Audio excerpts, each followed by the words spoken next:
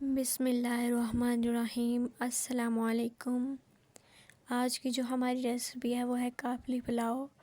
तो हम उसके लिए ले लेते हैं, सबसे पहले ऑयल में हम प्याज को ना ब्राउन कर लेते हैं लाइट सा, और इसमें हम लोग अदरक और लहसुन का पेस्ट डाल देंगे और कुछ खड़े मसाले, बादियान का फूल, दालचीनी और लौंग वगैरह, ये सब कुछ डाल के हम अच्छी तरह से इसको भून लेंगे।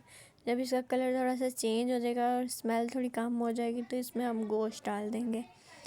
तो इसको फिर अच्छी तरह से भून लेंगे गोश्त को, ताकि उसकी जो स्मेल है वो भी ख़त्म हो जाए और अच्छी तरह से ये गोश्त जो है ना वो भी भुना जाए।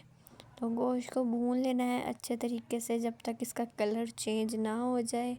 इसका कलर चेंज होगा तो इसमें हम कुछ मसाले डाल लेते हैं। नमक जितना आप अपने जायके के मुताबिक डाल लें, ज़ीरा, यही चीज़ें इसमें जाएंगी, ठीक है।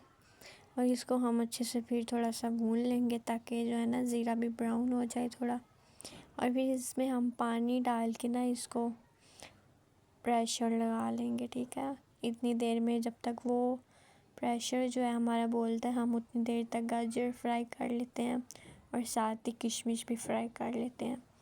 इसे हम दम में डालेंगे तो ये बड़ा अच्छा इसका जायका आ जाएगा, ठीक है। ये देखें, ये हमारा गोश्त अब तक गल गया है। काली मिर्चें डाल देंगे, हमने पहले नहीं डाली थी ना, नमक ही डाला था बस। इसमें और कोई भी मिर्चें नहीं जाएंगी, सिर्फ काली ही डलेंगी। तो आप अपने जायके के मुताबिक डाल लीजिएगा। थोड़े से हम इसमें ना सफ़ेद चने भी ऐड कर लेंगे, इससे इसका टेस्ट ज़्यादा हो जाएगा, इसका जायका बढ़ जाएगा।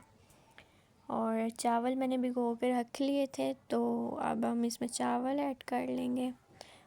और फिर ये देखिए, जब पानी खुश्क हो जाए उसका, फिर आपने जो है ना बिल्कुल हल्का सा पानी हो ना बीच में, फिर इसके ऊपर ये लगा के ना गाजर और किशमिश, फिर इसको दम दीजिएगा। ये देखिए मैंने दम दिया है और ये देखिए कितनी इसकी अच्छी मज़ेदार सी लुक आई है और ये दिखने में बड़े मज़े के लग रहे हैं और ये बहुत ही मज़े के थे।